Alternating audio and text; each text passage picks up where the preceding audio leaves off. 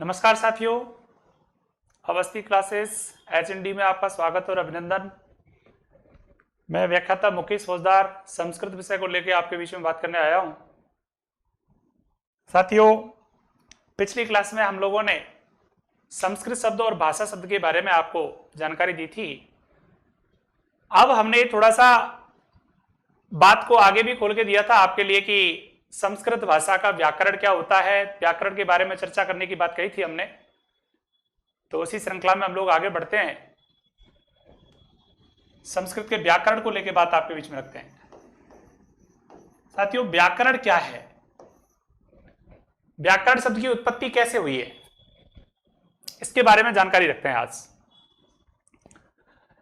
व्याकरण शब्द की उत्पत्ति के बारे में जितना कहा जाए वो कम ही होगा। साथियों, सामान्यतः इसमें वी उपसर्ग होता है, इसमें आंग उपसर्ग होता है,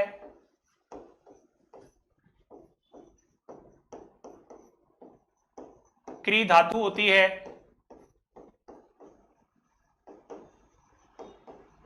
और साथियों ल्युट प्रत्यय होता है। ल्युट प्रत्यय, कौन सा प्रत्यय? ल्युट प्रत्यय।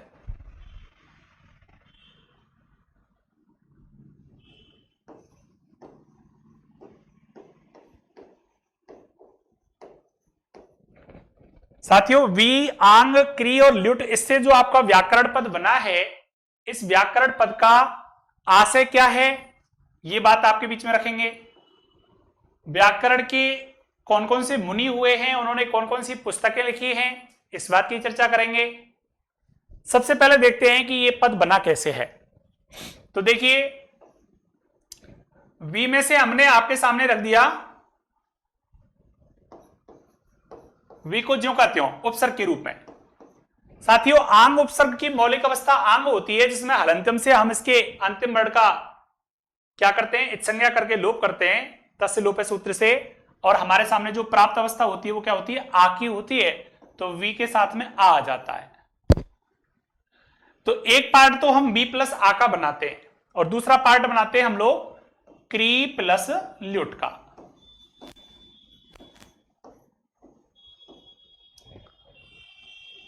ये दो पार्ट आपके सामने हो गए। वी प्लस आ से कौन सा पद बनेगा और व्याकरण के वो किस नियम से बन के आएगा, कौन से पार्ट से बात निकल के आएगी, वो मैं आपको बताना चाहूंगा। साथियों, वी के बाद आ जो है उपसर्ग है, वी भी उपसर्ग है और आ भी उपसर्ग है। बात करें तो संस्कृत भाषा में कुल 22 उपसर्ग होते हैं और 22 उपसर्गों की बात उपसर्ग प्रकरण के दौरान करेंगे। साथियों, फिलहाल नियम है हमारा कि वा में से क्या लगा हुआ है, ई, और उसके बाद क्या है साथियों, आ। तो ये जो चिन्ह लगा हुआ है बीच में प्लस का, ये हमें इस बात का संकेत कर रहा है कि वी प्लस आ दोनों में संधि करिए। क्या करिए साथियों? संधि करिए। ये संधि करने के लिए हमें संकेत मिला है। तो संधि प्रकरण की हम जब बात करते हैं तो वहां एक संधि आती है आपकी यण संधि, जिसका एक सूत्र होता है इको यण अची।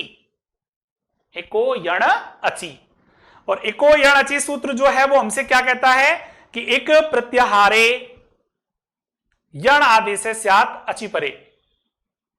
साथियों, ये संस्कृत की वृत्ति है, इसको अपन हिंदी में बात करें तो बात निकल के आती है कि एक प्रत्याहार के वर्णों के बाद जब कोई असमान स्वर वर्ण आ जाए तो साथियों इको हो जाएगा यह, उको हो जाएगा वह, री को र और द्री को ल हो जाता है। तो देखिए, ई के बाद में यहां पर आ कैसा स्वर है, असमान, तो ई के स्थान पर क्या हो गया, यह आदेश हो गया। क्या बोला साथियों मैंने? आदेश बोला। एक बार मैंने जब संस्कृत पर पढ़ाया तो वहां मैंने सुट का आगम बोला। तो ये आदेश क्या है, आगम क्या है? आदेश और आगम की प्रक्रिया कहां चलती है, इसको हम लोग संधि प्रकरण में आपके सामने रखेंगे। मित्रों, ई के बाद में आसमान स्वर हो गया, ई के स्थान पर या हो गया, तो स्थिति बनती है हमारे सामने कौन सी, वा प्लस या प्लस आ।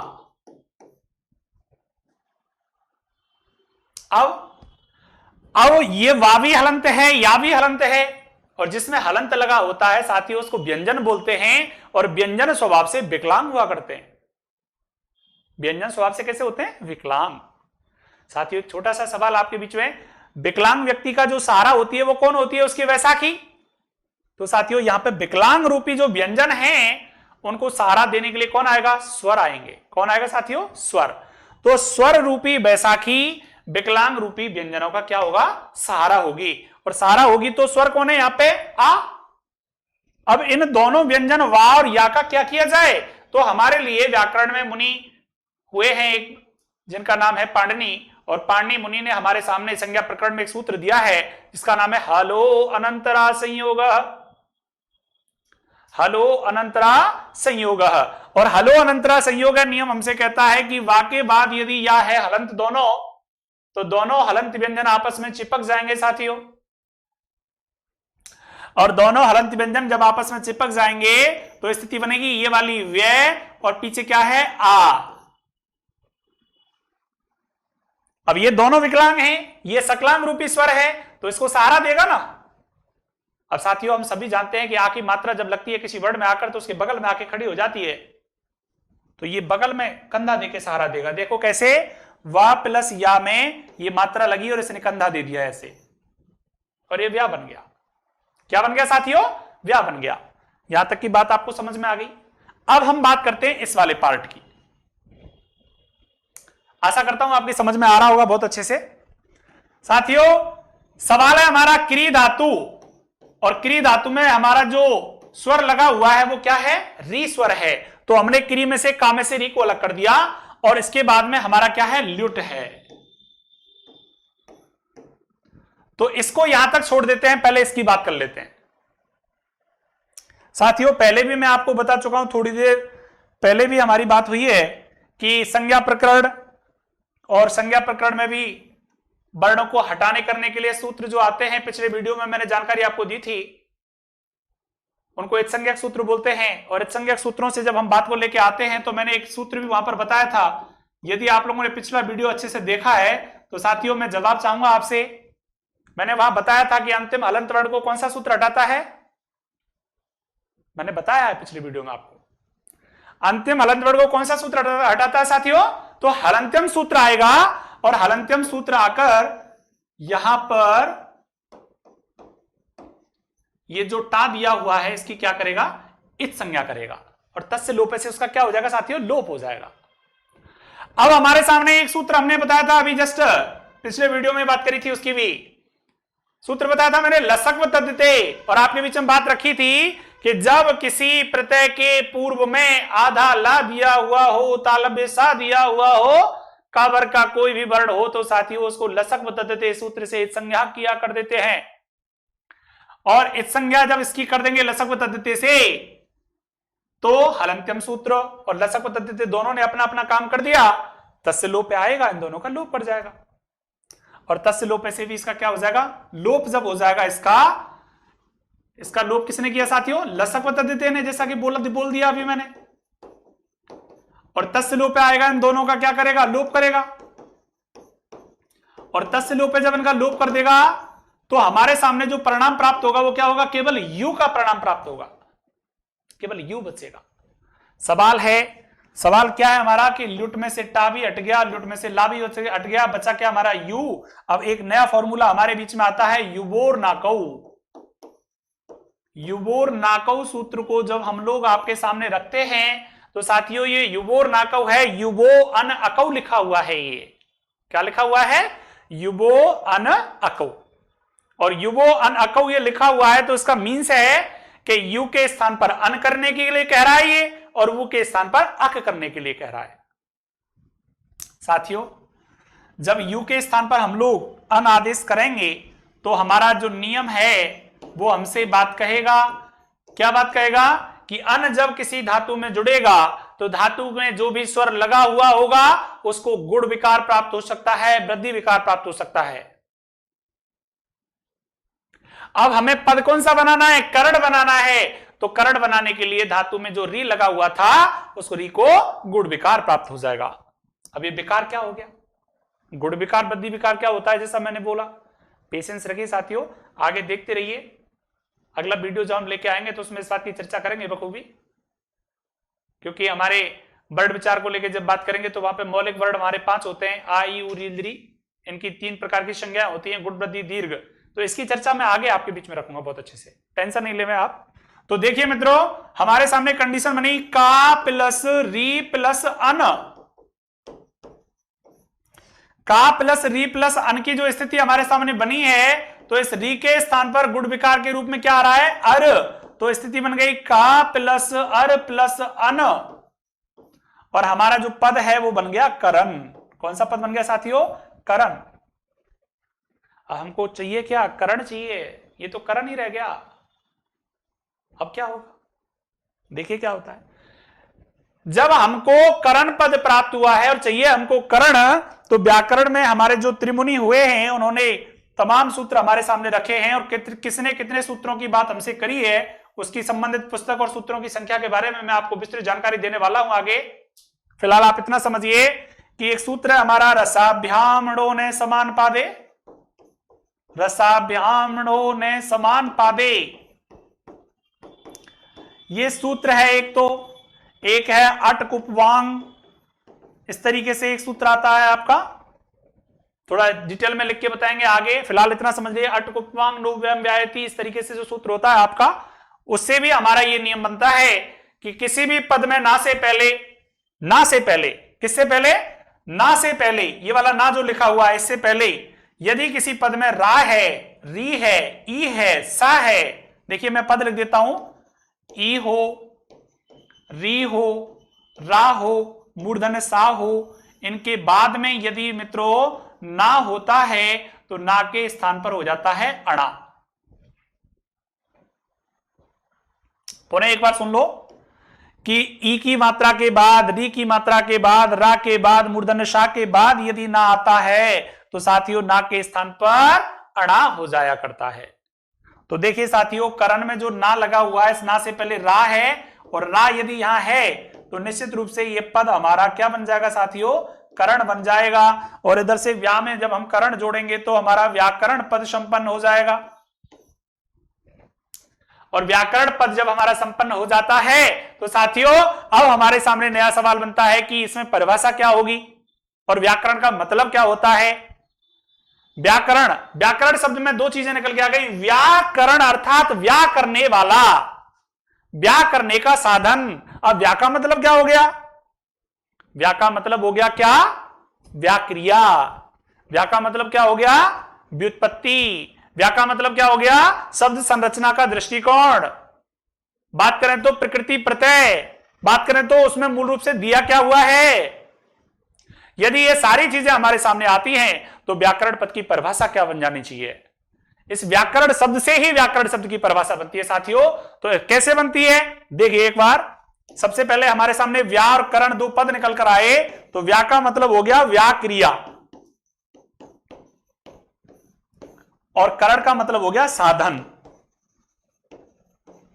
साथियों परिभाषा बन गई व्याक्रिया करने का साधन। व्याक्रिया का मतलब व्युत्पत्ति करने का साधन, बात करें तो शब्दों की संरचना करने का साधन, शब्दों की तोड़फोड़ करने का साधन, शब्दों की जोड़तोड़ करने का साधन जो होता है उसको व्याकरण बोलते हैं। परिभाषा बन जाती है हमारी, व्याक्रियन्ते व्युत्पाद्यन्ते शब्दान अनेनिति तद व्याकरणम। यह परिभाषा हमारी संपन्न हो जाती है। परिभाषा के बारे में बात करेंगे आगे, फिलहाल रिपीट करता हूं आपके लिए थोड़ा सा। देखिए मित्रों, बी उपसर्ग था हमारा, आंग उपसर्ग था, क्री धातु थी, लुट प्रत्यय था। बी और आ दोनों को हमने एक साइड में रखा, क्री और लुट दोनों को एक साइड रखा। बी और आ के बारे में बात करी तो बी में से ई की मात्रा को अलग करते हुए हमने बात करी। ई के बाद में आ असमान स्वर है तो नियम लगाया हमने यड़ संधि का कि इक वर्णों के परे असमान अच हो तो इक वर्णों को यणादेश हो जाया करता है। तो एक के स्थान पर हमने या कर दिया साथियों, और या कर दिया तो बी प्लस ई सॉरी वा प्लस ई प्लस आ मिला के हमारा व्यापद बना, और व्यापद हमारे सामने ये लिखा हुआ है। अब हम करण की बात कर रहे थे, फिर से सुनिए। क्री धातु में लुट जोड़ा हमने, लुट में से टा को हलंत्यम से हटा दिया, ला को लसक तत्ति से हटा दिया, और दोनों का तस्य लोप से लोप कर दिया साथियों। इन सारे सूत्रों की संज्ञा प्रकरण में मैं बहुत अच्छी चर्चा आपके बीच में रखूंगा। फिलहाल आप थोड़ा सा ओरली समझते चलिए कि ये सूत्र हमारे लिए कहां कहां काम आएंगे। अच्छा, जब आप क्लास ले रहे होंगे तो आपके सामने समस्या भी आएगी कि लो साहब कर लो बात, संस्कृत पढ़ेंगे तो इन सूत्रों को याद कौन करेगा। ये काम मेरा है मित्रों, आप टेंशन नहीं ले। मैं इस बात की फुल ऑफ गारंटी दे रहा हूं आपके लिए कि संस्कृत भाषा का जब अध्ययन आप मेरे साथ कर रहे हैं तो आपको 1% भी कहीं कोई समस्या नहीं आने वाली है। यदि कोई समस्या आएगी तो मेरे पास रामबाण औषधि है उसकी, टेंशन नहीं ले। आप तस्य लोप से लोप कर दिया, बचा हमारे पास क्या, यू और युवोर ना को एक सूत्र हमारे सामने आता है जो यू के स्थान पर अन करता है और वू के स्थान पर अक करता है। एक बार देख लो, यू को तो करता है अन और वू को करता है ये अक। तो साथियों हमारे लिए अन चाहिए तो यू के स्थान पर हमने अन करवा दिया और यू के स्थान पर अन आदेश जब हो गया तो हमारे सामने स्थिति बनी क्या, का प्लस री प्लस अन, और अन जब ये जुड़ा तो धातु की उपदा में जो स्वर लगा हुआ था उसको गुण विकार हो गया। बात करें तो री के स्थान पर कैसा विकार, गुण विकार। का प्लस अर प्लस अन मिला के करण पद संपन्न हो गया और करण पद जब संपन्न हुआ तो सूत्र बना हमारा रसाभ्याम अणोने समान पादे, और रसाभ्याम अणोने समान पादे सूत्र ने हमसे बात क्या करी साथियों कि ई हो, री हो, रा हो, सा हो, इसके बाद यदि ना आता है तो ना के स्थान पर अणा हो जाया करता है और करण पद संपन्न हो गया हमारा। कौन सा पद संपन्न हो गया, करण। तो साथियों करण जब हमने जोड़ा तो व्या प्लस करण से हमने व्याकरण पद बनाया और व्याकरण पद की जब हमने बात करी तो व्या का अर्थ होता है व्याक्रिया और करण का मतलब होता है साधन। करण का मतलब साधन कैसे होता है। हम लोग जब कारकों की बात करेंगे तो कारकों में एक कारक आता है जिसका नाम है करण कारक, और करण कारक का सूत्र होता है साधक तमम करणम इत्यनेन सूत्रेण आधारेण अत्र करण इति साधने प्रयुज्यते। मतलब सीधा सीधा है कि करण की बात जब आती है तो करण का मतलब साधन समझा जाए, ऐसा व्याकरण आचार्यों ने हमारे लिए आदेश किया है, उपदेश दिया है। चर्चा आगे रखता हूं साथियों।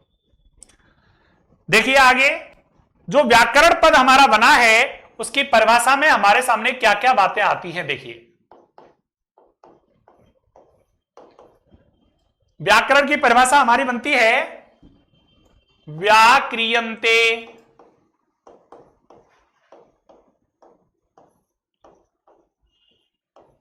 व्युत्पाद्यन्ते शब्दान अनेन इति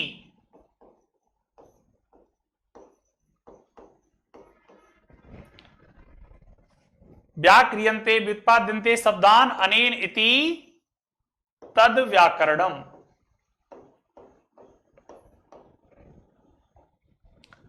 तद व्याकरणम कथ्यते। साथियों परिभाषा क्या बनी हमारी, व्याक्रियन्ते व्युत्पाद्यन्ते शब्दान अनेन इति, यानी कि व्याक्रियन्ते का मतलब क्या होता है, व्युत्पाद्यन्ते का मतलब क्या होता है, शब्दान मतलब शब्दों का, शब्दों की हम लोग व्याक्रिया करें, शब्दों का हम लोग व्युत्पाद्य करें, उस शास्त्र को क्या कहते हैं सर, हम व्याकरण शास्त्र कहते हैं। कौन सा शास्त्र कहते हैं, व्याकरण शास्त्र। तो साथियों सवाल हमारा बन जाता है कि व्याक्रिया क्या होती है, व्युत्पाद्य क्या होता है। व्याक्रिया का मतलब मैंने जैसा कि अभी आपको बताया कि व्याक्रिया से तात्पर्य है हमारा शब्दों को तोड़ के रख देना, शब्दों की मौलिक बात करना, मूल प्रकृति और प्रत्यय को हम दर्शाना है, तो ऐसी स्थिति को हम क्या बोलेंगे, व्याक्रिया करना बोलेंगे। तो देखिए साथियों व्याक्रिया का सीधा सीधा सेंस निकल के आ गया हमारे, शब्दों की उत्पत्ति,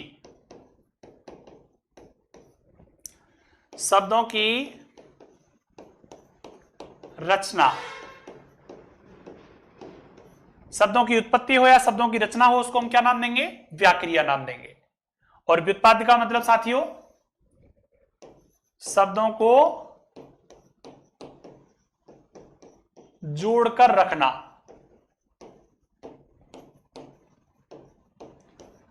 अब शब्दों की उत्पत्ति की बात करें सर, तो उत्पत्ति को अपन जब बात करेंगे तो इसको बोल देंगे विश्लेषण, और जोड़कर रखने की बात जब आएगी तो उसको बोलेंगे संश्लेषण। साथियों नई परिभाषा बन जाती है हमारी कि भाषा का वह विज्ञान जहां शब्दों के विश्लेषण और संश्लेषण का कार्य सीखा जाए। भाषा का वह विज्ञान जहां शब्दों की उत्पत्ति, रचना और शब्दों की रचना के साथ साथ हम लोग शब्दों को जोड़कर रखने की बात सीखें। शब्दों की उत्पत्ति जहां सीखें, शब्दों की रचना करना जहां सीखें, शब्दों को जोड़ना जहां सीखें, शब्दों को तोड़ना जहां सीखें, समझ लो वो शास्त्र कौन सा शास्त्र कहलाता है साथियों? व्याकरण। साथियों एक नया सवाल आपके बीच में कि विश्लेषण क्या है और संश्लेषण क्या है। जैसा कि मैंने आपको पूर्व वीडियो में बता दिया था कि भाषा हमारी जो है वो संश्लिष्ट है। कौन सी भाषा? संस्कृत भाषा। और संश्लिष्ट का सीधा सीधा मतलब होता है चिपका हुआ रहना, और विश्लिष्ट का मतलब होता है विखंडित रहना, अर्थात टूटे हुए अवस्था में प्राप्त होना। अब हमारे सामने एक सवाल बनता है, मैंने देखो आप लोग सोचेंगे कि मैंने ग्रीन कलर में लिख के मैंने इसको ब्लैक कलर में क्यों इंडिकेट किया, तो यहां मेरा एक सवाल बन जाता है, इसलिए मैंने पहले से उसकी तैयारी करके रखी हुई है आपके सामने। सवाल है हमारा, व्याक्रियन्ते व्युत्पाद्यन्ते शब्दान अनेन इति कथ्यते, क्वेश्चन मार्क लग के यहां से खाली स्थान आ जाए पेपर में आपके लिए, और ऑप्शन दिए हुए हो तो ऑप्शन के बारे में बात करें। यहां पर ऑप्शन आ जाए जैसे कि सबसे पहले संस्कृतम,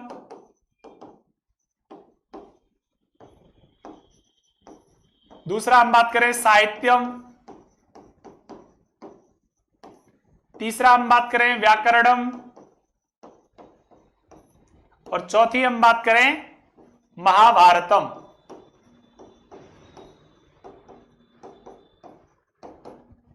साथियों 4 विकल्प आपके सामने यदि हो तो आप यहां पर कौन सा विकल्प उचित रूप से भरेंगे? तो साथियों जवाब आपके सामने ही है कि व्याक्रियन्ते व्युत्पाद्यन्ते शब्दान अनेन इति व्याकरणम कथ्यते। इसका सही जवाब क्या हो जाएगा? सी इज द राइट आंसर। सी इसका सही जवाब हो जाएगा। अब सर हम आगे बात करें इसके लिए थोड़ी सी डिफरेंट तरीके से, तो डिफरेंट तरीके से हमारी बात आ जाती है व्याकरण की परिभाषा के लिए महाभाष्यकार पतंजलि ने क्या कहा है। यह परिभाषा जो दी है वो किसने दी है? अब ये जो परिभाषा थी पहली वाली, ये परिभाषा महर्षि पाणिनि के द्वारा दी गई थी। अब महाभाष्यकार पतंजलि जो हैं, महाभाष्यकार पतंजलि, साथियों आप लोगों के दिमाग में सवाल आ रहा होगा कि इसके आगे महाभाष्यकार क्यों लिखा हुआ है, तो आप निश्चिंत रहिए, इसकी भी विस्तृत चर्चा आपके बीच में रखी जाएगी। ये इनकी पुस्तक का नाम है और इसको महाभाष्यम नाम दिया जाता है पुस्तक को, और महाभाष्य की इन्होंने रचना करी है इसलिए इनकी उपाधि है महाभाष्यकार। तो साथियों पतंजलि जो हैं वो एक मुनि हुए हैं व्याकरण के त्रिमुनि के रूप में। पहले कौन है हमारे? नंबर 1 पे पाणिनि, दूसरे पे कात्यायन भर्रुचि, और तीसरे पे बात करें तो पतंजलि नाम के मुनि हुए हैं। और पतंजलि नाम के मुनि ने महाभाष्य नाम की पुस्तक में व्याकरण की जो परिभाषा दी है उस पर मैं चर्चा करता हूं। महाभाष्यकार पतंजलि ने व्याकरण की जो रचना की है अपनी महाभाष्यकार नाम की, उसमें जो परिभाषा उन्होंने दी है वो परिभाषा इस प्रकार है साथियों। परिभाषा है हमारी लक्ष्य लक्षणे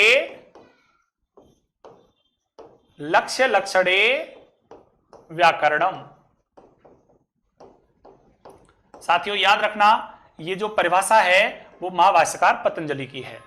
महाभाष्यकार पतंजलि ने व्याकरण की कौन सी परिभाषा दी है? लक्ष्य लक्षणे व्याकरणम। और यदि पूछा जाए व्याक्रियन्ते व्युत्पाद्यन्ते शब्दान अनेन इति तद व्याकरणम, ये परिभाषा किसकी है? ये परिभाषा साथियों महर्षि पाणिनि की है। अब देखिए लक्ष्य लक्षणे व्याकरणम, इसका मतलब क्या है? इसका सीधा सीधा मतलब साथियों देखिए, लक्ष्य और लक्षण दो चीजें हमारे सामने हैं। एक तो लक्ष्य है और दूसरा क्या है हमारे सामने? लक्षण। तो लक्ष्य किसे कहते हैं पहले तो ये हमको सीखना है साथियों। लक्ष्य का मतलब होता है सूत्र। लक्ष्य का मतलब क्या होता है? सॉरी, लक्ष्य का मतलब होता है शब्द और लक्षण का मतलब होता है सूत्र।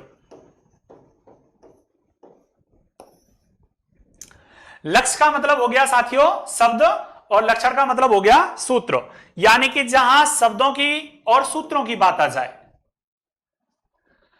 भाषा का वह विज्ञान जहां शब्दों और सूत्रों के बारे में चर्चा आपके बीच में रखी जाए तो समझ लेना वो क्या कहलाएगा? व्याकरण कहलाएगा। साथियों व्याकरण क्या है? साधन है, जैसा कि मैं पहले आपको जानकारी दे चुका हूं।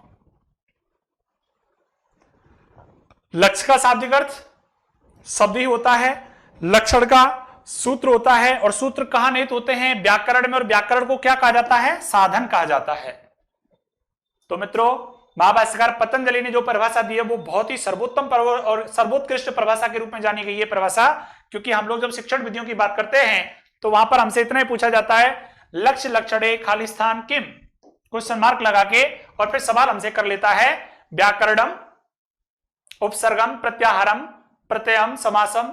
आप लोग जवाब नहीं दे पाएंगे, इसलिए ध्यान रखें, लक्ष्य का मतलब शब्द हो गया, लक्षण का मतलब सूत्र हो गया, और यह व्याकरण की सर्वोत्कृष्ट परिभाषा है। मेरे ख्याल से यह परिभाषा आप कई लोग पहले पढ़ चुके हैं, कई लोगों के सामने नई भी होगी, हो सकता है। तो याद रखें, महाभाष्यकार पतंजलि ने व्याकरण की कौन सी परिभाषा दी है? लक्ष्य लक्षणे व्याकरणम।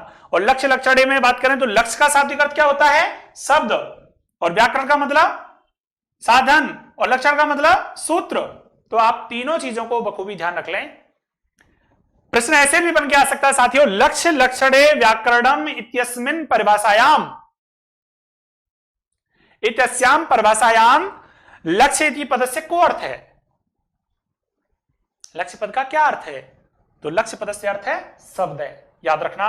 लक्षण पद से को अर्थ है सूत्र है, व्याकरण पद से को अर्थ है साधन है। इस बात का ध्यान रखना बहुत आवश्यक है, क्योंकि यह सवाल शिक्षण विधियों के अंतर्गत रखकर पूछा जा सकता है आपसे। एक बात। दूसरी बात साथियों, अब इसका सामान्य अर्थ क्या हो सकता है? सामान्य अर्थ को लेकर हम बात करें,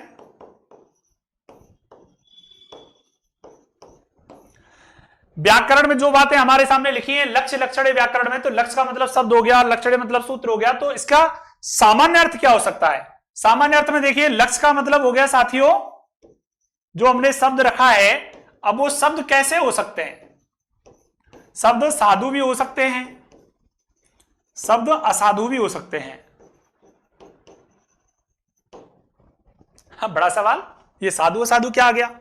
आप इसको वो वाला साधु नहीं समझे जो पीतांबर धारण करके घूमते हैं, या फिर बात करें तो भगवा वस्त्र पहन के घूमते हैं, उन साधु की बात नहीं कर रहा मित्रों मैं। यहां असाधु का मतलब ऐसे नहीं कि जो उन्होंने भगवा वस्त्र नहीं पहन रखे, पीले वस्त्र नहीं पहन रखे, वो असाधु हो गए। या साधु का मतलब हो गया शुद्ध, और असाधु का मतलब हो गया अशुद्ध। सीधा सीधा मतलब क्या निकल के आया कि वह शास्त्र जहां शुद्ध और अशुद्ध के बारे में विवेक किया जाए, वह शास्त्र जहां पर साधु और असाधु का भेद अभेद किया जाए। अब साथियों, परिभाषा हमारी बन के आती है, साधु शब्दों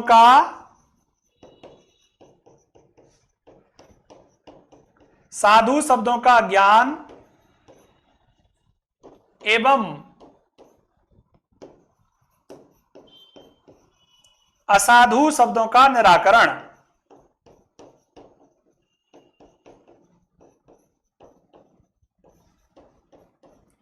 मित्रों, साधु शब्दों का ज्ञान और असाधु शब्दों का निराकरण, अगर ये बात हमारी बन जाती है तो वो शास्त्र कौन सा है जहां पर साधु शब्दों का तो ज्ञान किया जाता है और असाधु शब्दों का निराकरण किया जाता है? तो वो शास्त्र आपका कौन सा शास्त्र है साथियों? व्याकरण।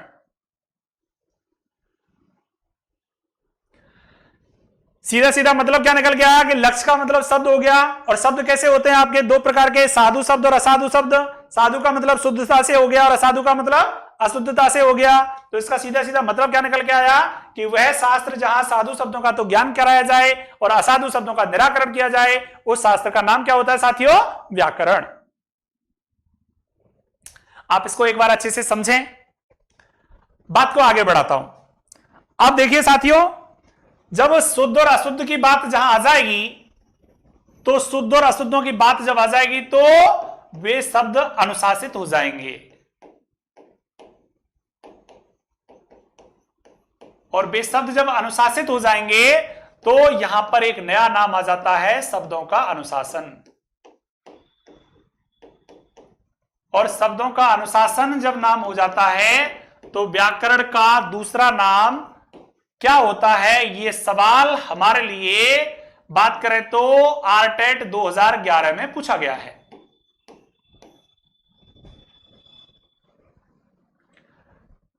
परीक्षा का नाम आपके लिए लिख रहा हूं, RTET की बात करें तो 2011 में जो परीक्षा कंडक्ट हुई थी, बात करें तो सबसे पहले जो टेट लागू हुआ था राजस्थान में, उस परीक्षा में यह सवाल आया था कि व्याकरण का उपनाम क्या है।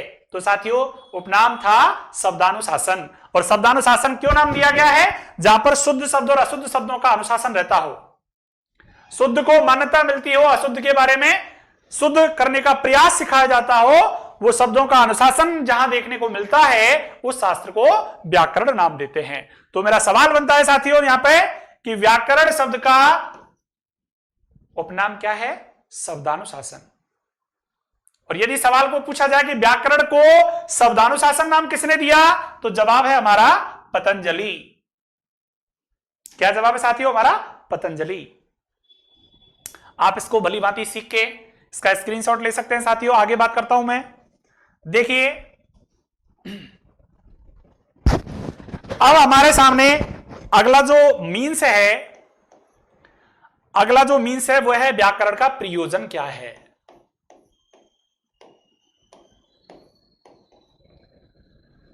व्याकरण का प्रयोजन क्या है? व्याकरण के प्रयोजन कितने होते हैं? तो बात करें साथियों, संस्कृत भाषा में व्याकरण के 5 प्रयोजनों की चर्चा की जाती है। अब 5 प्रयोजन हमारे कौन कौन से हैं? 5 प्रयोजन है हमारे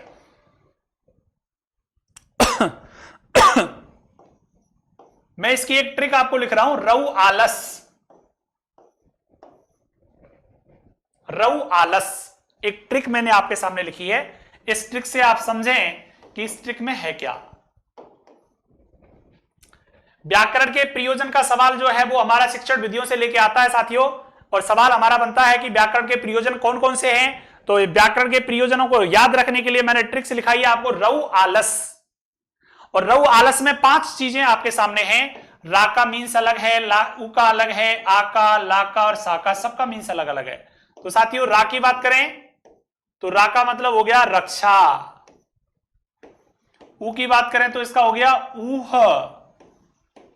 फिर बात करें तो आगम। फिर बात करें तो लघु। फिर बात करें तो संदेह।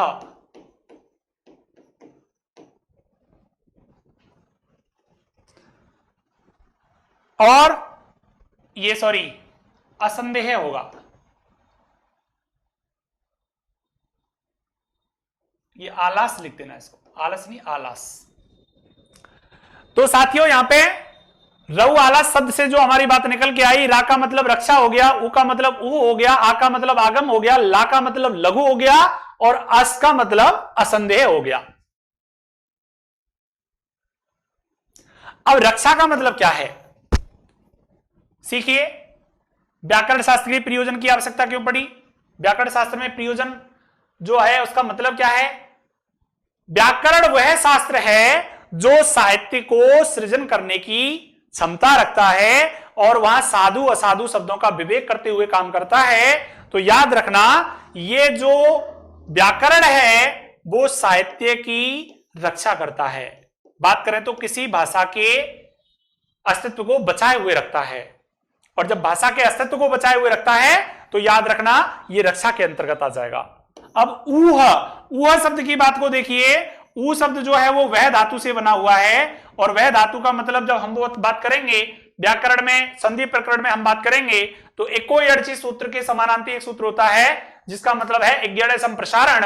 और इस सूत्र से हम व के स्थान पर ऊ और ऊ के स्थान पर वा कर दिया करते हैं साथियों। तो यहां पर ऊह शब्द आता है वह से और वह का मतलब हो गया ढोना। अर्थात व्याकरण वह शास्त्र है जहां परंपरागत शब्दों को वहन करने का कार्य चलता है। बात करें तो प्राचीन समय में जो शब्द हमारे सामने आए थे वो शब्द बहुत कम मात्रा में थे। अब समय जैसे जैसे बढ़ता गया और थोड़ा सा भाषा का विकास होता चला गया तो नए नए शब्दों का सृजन जैसे होता चला गया तो साथ साथ हमारे सामने एक बात निकल के आ रही है कि व्याकरण जो है वो प्राचीन शब्दों को अर्वाचीन शब्दों के साथ वहन करने का कार्य करता है। बात करें तो आगम मतलब धर्म ग्रंथ होते हैं आपके। और धर्म ग्रंथों में हम बात करें तो देखिए वेद है, वेदांग है, उपनिषद है, मीमांसा है, न्याय विस्तार है। ये आपके संस्कृत के बहुत बड़े ग्रंथों की श्रृंखला है साथियों। तो उन ग्रंथों में आगम कुछ ग्रंथ होते हैं। आगम का मतलब साहित्यिक ग्रंथ। साहित्यिक ग्रंथों की रक्षा का कार्य भी किसके पास में साथियों? व्याकरण के पास में होता है। लघु का मतलब ये सूत्रबद्ध होती है व्याकरण, बड़ी बात को छोटा करने के काम में आता है, इसलिए व्याकरण के प्रयोजन में लघु नाम का एक प्रयोजन भी बहुत ही महत्वपूर्ण प्रयोजन माना जाता है। और असंदेह का सीधा सीधा मतलब हो गया साथियों, जहां पर संदेह नाम की कोई चीज नहीं हो, वो असंदेह हो जाएगा। तो साथियों ध्यान रखना, नंबर एक में रक्षा हो गया, नंबर 2 में ऊह हो गया, नंबर 3 हो गया आगम, नंबर 4 हो गया लघु, नंबर 5 हो गया असंदेह। तो व्याकरण के 5 प्रयोजन आपके सामने हैं, ये 5 प्रयोजन आपको याद रखने हैं। प्रश्न बन के आता है हमारे सामने कि निम्न में से व्याकरण का प्रयोजन नहीं है, कौन सा प्रयोजन नहीं है? अगर इन 5 से डिफरेंट कोई बात लिखी हो तो आप पहचान कर लेना, और पहचान कैसे हो जाएगी? रऊ आलस नाम की ट्रिक से आप पहचान कर सकते हैं। अब इसको हम एक शब्द में यदि लिखना चाहें तो एक शब्द में हम इसको कैसे लिखेंगे? रक्षोहा, रक्षा प्लस ऊ को मिला तो रक्षोहा हो गया, और आगम का आ इसमें आगे मिल गया तो रक्षोहागम। क्या बन गया साथियों? रक्षोहागम, रक्षोहागम हो गया। और लघु प्लस असंदेह को हम जब जोड़ेंगे तो लघव संदेहा, ये इसका एक लक्षण बन जाता है। रक्षोहागम लघव संदेहा, इट मींस ये व्याकरण के 5 प्रयोजन हो गए साथियों। बहुत ही इंपॉर्टेंट बात मैंने आपके लिए रखी है। मैंने जैसा कि पूर्व वीडियो में आपको एक जानकारी दी थी साथियों कि मैं बिल्कुल निम्न स्तर से और हाई स्तर की ओर बात करूंगा, क्योंकि संस्कृत भाषा को लेकर रीट में जो विद्यार्थी पढ़ने आते हैं उन विद्यार्थियों के सामने यही समस्या होती है कि सर हमारे लिए कुछ ऐसा दीजिए जिससे हमारा पेपर सॉल्व हो जाए, हमारे अच्छे अंक प्राप्त हो जाएं। तो उनके लिए तो मैं निम्न स्तर की बात करूंगा, लेकिन कुछ छात्र ऐसे भी आते हैं जो सेकंड ग्रेड के, फर्स्ट ग्रेड के भी होते हैं, जिनको वहां पर सक्सेस नहीं मिलती, वो भी रीट परीक्षा में सम्मिलित होने आते हैं। तो उनको संस्कृत विषय को लेकर जो तैयारी कर रहे हैं सेकंड ग्रेड फर्स्ट ग्रेड में, उनके लिए थोड़ा सा डिटेल में बात मैं आपके लिए कर रहा हूं। आशा करता हूं साथियों दी गई जानकारी समझ में आ रही होगी आपको। और ये विषय हमारा बहुत इंपॉर्टेंट है कि व्याकरण के प्रयोजनों में 5 प्रयोजन आपके बनते हैं। रक्षो आगम लघु संदेहा, तो यहां पर रक्षा, ऊह, आगम, लघु, असंदेह नाम के 5 आपके प्रयोजन होते हैं, और इन 5 प्रयोजनों का मतलब मैंने आपको समझा दिया है। अगर समझ में नहीं आया तो वीडियो को रिपीट करके देख लें आप एक बार फिर से। ठीक है साथियों, आगे बात करूं। देखिए अब हमारे सामने साथियों सवाल आता है कि व्याकरण शास्त्र जो है इसकी आवश्यकता क्यों पड़ती है, क्यों पढ़ना चाहिए व्याकरण हमको? व्याकरण का जन्म कहां से हुआ? व्याकरण को अगर हम बात करें तो हमारे शरीर के किस पार्ट के नाम से जाना जाता है व्याकरण को? किस पार्ट में व्याकरण की अनुभूति होती है? व्याकरण है क्या चीज? साथियों जैसा कि आप देख पा रहे होंगे, किसी इंसान की पहचान उसके चेहरे से होती है। हम मेरा चेहरा जैसा भी आप लोग देख पा रहे हैं कि कैसा है, क्योंकि हर इंसान का चेहरा अच्छा है बुरा 2 ही प्रकार का होता है। चेहरे का मतलब हो गया मुखौटा, तो व्याकरण एक होता है मुखौटा, और मुखौटे का मतलब वो भाषा की पहचान करवाता है कि उस भाषा में किस तरीके की बातें आपके सामने सीखने को मिलेंगी। अब व्याकरण यदि मुखौटा होता है तो एक कहावत है, मुखम व्याकरणम स्मृतम, मुखम व्याकरणम स्मृतम। साथियों सृष्टि का सृजन जब हुआ था तो ब्रह्मा विष्णु महेश 3 देवता हमारे सामने आए थे, और तीनों देवताओं का नाम होता है जीओडी, और जीओडी का मतलब जी फॉर जनरेटर होता है, ओ फॉर ऑपरेटर होता है, डी फॉर डिस्ट्रॉयर होता है साथियों। तो जनरेटर भगवान ब्रह्मा को कहा जाता है, ऑपरेटर विष्णु को, डिस्ट्रॉयर भगवान शिव को कहा जाता है साथियों। तो भगवान ब्रह्मा ने जब सृष्टि का सृजन किया था तो उन्होंने सर्वप्रथम वेदों की रचना करी, वेदांग बनाए, और वेदांगों में 6 वेदांग बनाए, और 6 वेदांगों के लिए कोटेशन हमारी बनके आती है। कोटेशन क्या है साथियों? मुखम व्याकरणम स्मृतम ज्योतिषम अयनम चक्षु, मुखम व्याकरणम स्मृतम ज्योतिषम अयनम चक्षु। 2 बातें हो गई। हाथों को लेके बात आती है, कानों को लेके बात आती है, तो कानों के लिए आता है निरुक्तम श्रोत्रम उच्यते, हस्तौ कल्पो अत्पठ्यते। छंद शास्त्र को लेकर पैरों की बात आती है, छंदे पालो तू बेदस्य। तो साथियों हमारे सामने एक सवाल आता है, मुखम व्याकरणम स्मृतम। तो मुखम व्याकरणम स्मृतम का मतलब बात आती है कि व्याकरणम स्मृतम किम। तो जवाब क्या आएगा साथियों? मुखम। अर्थात जब किसी व्यक्ति की पहचान उसके मुख से होती है तो याद रखना किसी भाषा की पहचान उसके व्याकरण से होती है। कोई भी भाषा कितनी आसान है या कितनी कठिन है, इस बात की जानकारी कहां से मिलती है साथियों? व्याकरण से। जैसे किसी व्यक्ति की पर्सनैलिटी उसके चेहरे से पता चल जाती है कि व्यक्ति कैसा है, अच्छा है या बुरा है। आपने देखा होगा बहुत से लोग आदमी को देखते पहचान लेते हैं कि ये आदमी तो बहुत बेकार है साहब, बहुत अच्छा है साहब। कैसे पता चला? उसके चेहरे को पढ़ लेते हैं वो लोग। तो ऐसे ही व्याकरण शास्त्र से हमें किसी भाषा की पहचान होती है, याद रखना। इसलिए कोटेशन याद रखना, मुखम व्याकरणम स्मृतम। जैसे किसी व्यक्ति का व्यक्तित्व उसके मुख से पता चलता है, ठीक वैसे ही भाषा की पहचान उसके व्याकरण से होती है। और व्याकरण से होती है तो व्याकरण को मुख की संज्ञा दी गई है। किसकी संज्ञा दी गई है? मुख की। सवाल देखिए, व्याकरण के प्रयोजन को आप ध्यान रखेंगे।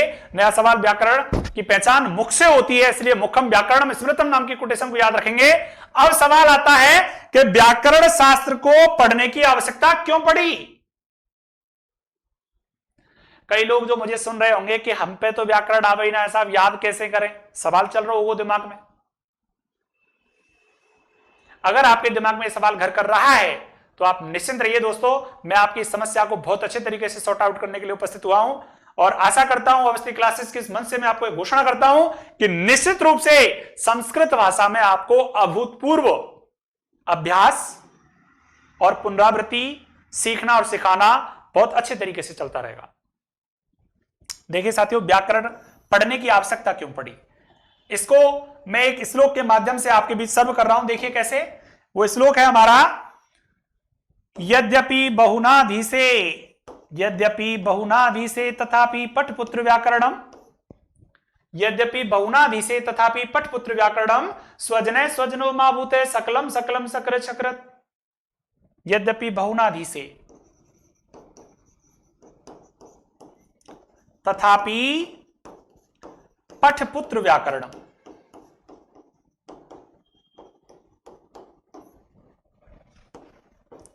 स्वजने स्वजनो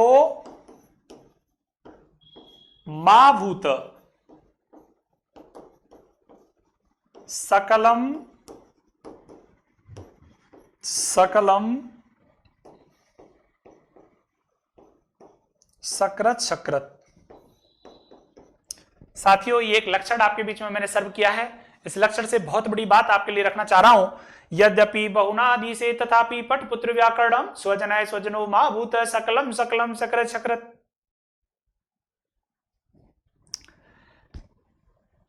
मैंने अभी आपके सामने एक बात रखी थी कि व्याकरण के 3 मुनि हुए हैं, और 3 मुनियों में मैंने नाम आपको दिए थे, पाणिनि, कात्यायन, वररुचि और पतंजलि। तो साथियों, सबसे पहले व्याकरण जो लिखा था वो पाणिनि महोदय ने लिखा था, जिनकी पुस्तक का नाम था अष्टाध्यायी।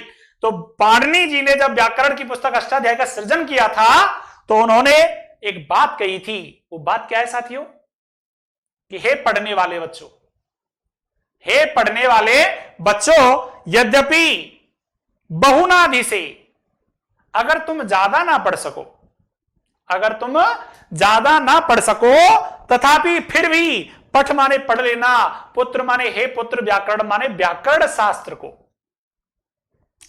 मत पढ़ो। बीए मत पढ़ो, एमए मत पढ़ो, BSc, MSc, BBA, BCA, MCA, बात करें तो बीटेक, कोई पढ़ाई पढ़ो मत पढ़ो, कोई आवश्यकता ना, लेकिन व्याकरण जरूर पढ़ो। कारण क्यों पढ़ो व्याकरण?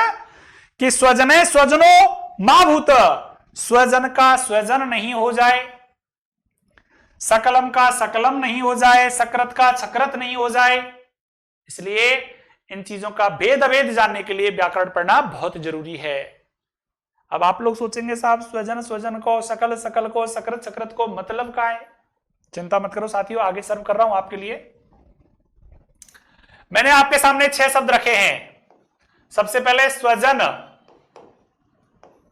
और फिर रखा है मैंने स्वजन। एक बात, ऐसे ही मैंने रखा है सकलम, दूसरा मैंने रखा है सकलम। दूसरी बात, तीसरा मैंने रखा है आपके सामने सकृत, और फिर रखा है मैंने सकृत। आप उस श्लोक में जो एक शब्द देख रहे थे सकृत शकृत, साथियों एक संधि का परिणाम है ये। और संधि जब हम पढ़ेंगे व्यंजन तो वहां पर एक संधि पढ़ेंगे छत्व संधि, और छत्व संधि से आपके सामने ये बात निकल के आ जाएगी कि सकृत और शकृत का मतलब संधि पद क्या बनेगा। षष्ठवटी सूत्र को लेकर हम जब बात करेंगे तो वहां इसको बहुत अच्छे से समझा पाएंगे, सो डोंट वरी। स्वजन स्वजन, सकलम सकलम, सकृत सकृत का मतलब क्या होता है इसको सीख लेते हैं हम पहले। साथियों स्वजन का मतलब होता है अपने, इस स्वजन का मतलब होता है कुत्ता। सकलम का मतलब होता है संपूर्ण। साथियों इस सकलम का मतलब होता है टुकड़ा, खंड, हिस्सा, भाग। सकृत माने किसी चीज को बार बार करना, और सकृत माने होता है साथियों गोबर। बताओ मित्रों, यदि हम व्याकरण नहीं पढ़ेंगे तो क्या इन चीजों का अभेद कर सकेंगे? और यदि इन चीजों का अभेद नहीं कर सकते तो हमें ऐसी पढ़ाई करने से कोई फायदा नहीं है जिसमें इन चीजों का विवेक नहीं करना आता हो।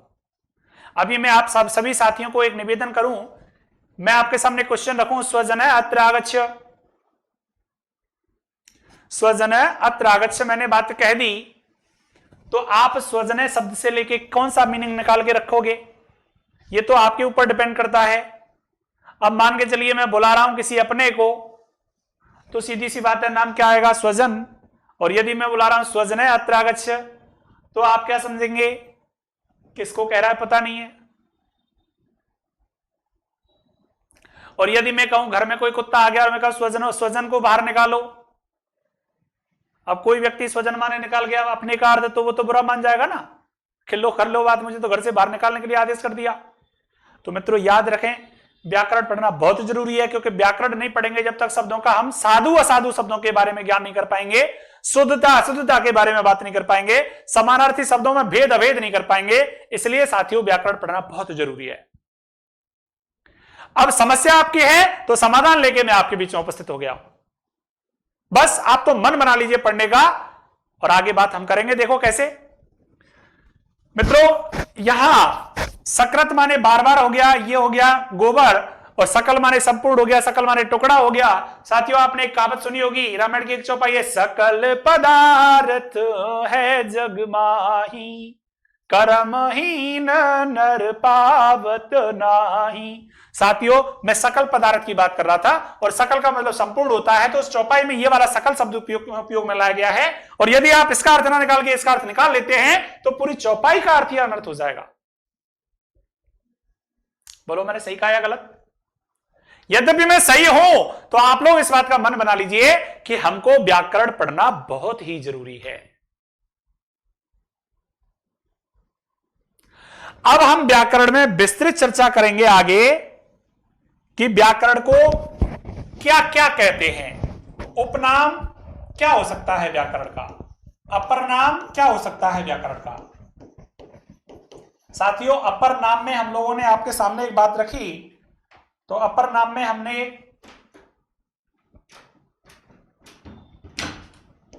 एक नाम दिया आपको शब्दानुशासन, और शब्दानुशासन से संबंध क्या है? शब्दानुशासन व्याकरण का अपर नाम है, और उपनाम यदि मैं कहूं तो भाषा का प्रवेश द्वार, भाषा का प्रवेश द्वार किसे कहते हैं? तो साथियों आपका जवाब आ जाना चाहिए व्याकरण। उपनाम या अपर नाम में शब्दानुशासन हो जाएगा, और भाषा का प्रवेश द्वार क्वेश्चन यदि मैं करता हूं तो नाम क्या आ जाना चाहिए आपका? व्याकरण। साथियों ध्यान रखना, भाषा का प्रवेश द्वार किसे कहते हैं? व्याकरण को कहते हैं।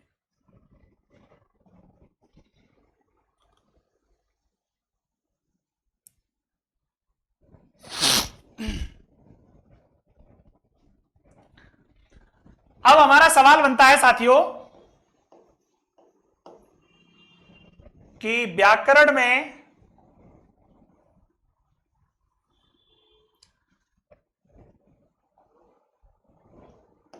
व्याकरण में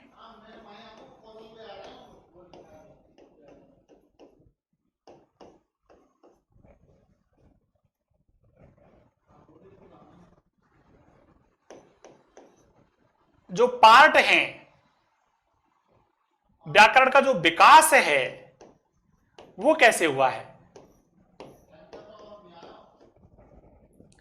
व्याकरण का विकास कैसे हुआ है, व्याकरण के पार्ट क्या क्या हैं? तो विकास को लेकर जब हम बात करें तो देखिए,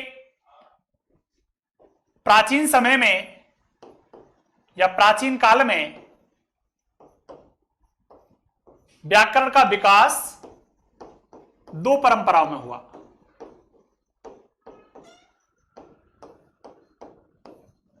अब ये दो परंपराएं कौन कौन सी हैं साथियों? व्याकरण का विकास दो परंपराओं में हुआ, और दो परंपराएं कौन कौन सी हैं आपकी? दो परंपराओं में मैं बात करूं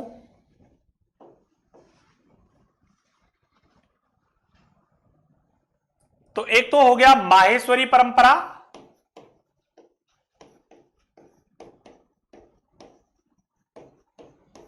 और एक हो गया बारहस्पत परंपरा।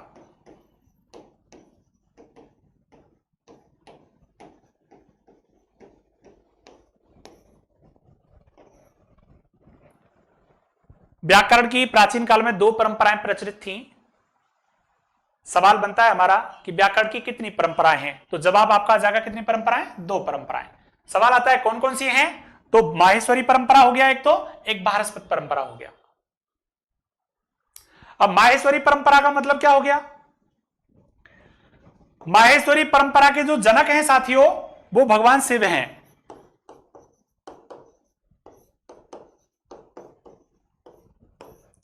और बात करें बारहस्पत परंपरा, इसके जनक कौन है? भगवान बृहस्पति हैं। साथियों, बृहस्पति भगवान वही भगवान है जिनको बागीश कहा जाता है। आप लोग इस बात को दिमाग में रखिएगा कि इनको बागीश नाम की उपाधि क्यों प्राप्त हुई है। बागीश नाम की उपाधि इसलिए प्राप्त हुई है कि बागीश का मतलब होता है वाणी का स्वामी, अर्थात वाणी का मतलब शब्दों के बोलचाल के लिए हम जो उपयोग में लाते हैं वो कौन? भाषा। और भाषा किससे जन्मी है सर? व्याकरण से। और व्याकरण के जनक कौन है? बृहस्पति भगवान। डेफिनेटली जवाब हमारा क्या बन जाता है कि बागीश बृहस्पति को कहा जाता है। अब साथियों सवाल क्या है कि भगवान ब्रह्मा ने जब सृष्टि का सृजन किया था तो ब्रह्मा ने सबसे पहले ज्ञान जो दिया था वो किसको दिया था? ब्रह्मा ने सबसे पहले बृहस्पति भगवान को बुलाया, बृहस्पति भगवान को व्याकरण का ज्ञान दिया, और बृहस्पति भगवान ने यह ज्ञान किसको दिया? इंद्र को। और इंद्र ने आगे तमाम आचार्यों को, उपाध्यायों को, गुरुओं को, ऋषियों को, मुनियों को यह ज्ञान दिया। साथियों, यहां से यह बात जो चलती है उस परंपरा का नाम बारहस्पत परंपरा रख देते हैं। आपके स्तर पर हम लोग बात कर रहे हैं तो बारहस्पत परंपरा में इतना ही जान लें कि बारहस्पत परंपरा में भगवान बृहस्पति ने जो व्याकरण का ज्ञान दिया था वो किसको दिया था? इंद्र को। और यदि बात करें तो ये प्रवक्ता नाम से विख्यात हुआ। कौन? इंद्र। व्याकरण का प्रथम प्रवक्ता कौन था? इंद्र था। यह सवाल आप अपने दिमाग में रखें। प्रथम वैयाकरण की बात करें तो प्रथम वैयाकरण किसको कहा जाता है? भगवान बृहस्पति को कहा जाता है। प्रथम प्रवक्ता किसको कहा जाता है? भगवान इंद्र को। इंद्र को भगवान की उपाधि दे सकता हूं क्योंकि वो देवताओं के भगवान तो थे ही ना, तो इसलिए इंद्र जो देवता है उसको प्रथम प्रवक्ता कहा गया है, और प्रथम वैयाकरण किसको कहा गया है सर? बृहस्पति को। यह क्वेश्चन आप यहां से क्लियर मान सकते हैं। इस परंपरा को यहीं ब्रेक दे देते हैं। अब सवाल आता है माहेश्वरी परंपरा के ऊपर। साथियों, माहेश्वरी परंपरा का मतलब भगवान शिव द्वारा जो परंपरा प्रचलित की गई व्याकरण की उसको माहेश्वरी परंपरा के नाम से जाना जाता है। और माहेश्वरी परंपरा के लिए एक किंवदंती है, वो किंवदंती आप भली भांति जानते होंगे। जब आप जैसे ही क्लास 6 में आए होंगे तो वहां आपको किसी ना किसी गुरुजन के माध्यम से बात सुनने को मिली होगी कि देखो लाला, बड़ा दिना पहले भगवान शिव ने सृष्टि पर प्रलय हुई तो तांडव नृत्य किया, और तांडव नृत्य किया तो उन्होंने डमरू को बजाया, और डमरू जो बजाया तो दो भागों में बजाया। पहली बार डमरू बजाया तो 9 सूत्र निकले, दूसरी बार बजाया तो 5 सूत्र निकले, टोटल 14 बार बजाया। और 14 बार जो बजाया उनको माहेश्वर सूत्र कहा जाता है। और माहेश्वर सूत्रों को आधार मानकर जो परंपरा प्रचलित करी गई उसको व्याकरण की माहेश्वरी परंपरा कहा जाता है। माहेश्वरी परंपरा क्या है साथियों, इसके बारे में हम लोग आगे जानकारी लेने वाले हैं। तब तक देखते रहिए अवस्थी क्लासेस HND। धन्यवाद मित्रों, शुभकामनाएं।